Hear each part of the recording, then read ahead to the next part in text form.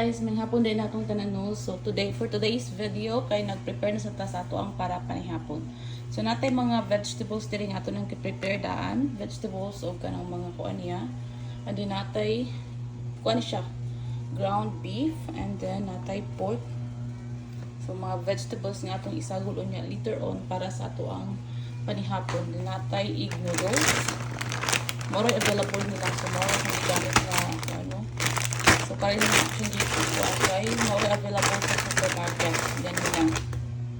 Tinatay mozzarella and red cheddar. So, ato na siya kung ano later on. Mano siya nga ito ang mga ingredients nga gamiton later. So, gani siya. Okay. Naasa tayo ka ng mga tostitos sauce. So, ato na siyang gamiton. So, kanya siya tanan is ready na ni siya. Gilimpihan na ni siya. Ready to cook. Ako na siyang prepare daan. Kaya paraon niya, ako na siyang lutoon. So anyway, that's it for now. Kaya magkuan sa kuno. Ako sa ning i-prepare pa ang uban pa na akong mga kinahanglanon for dinner. So, see you!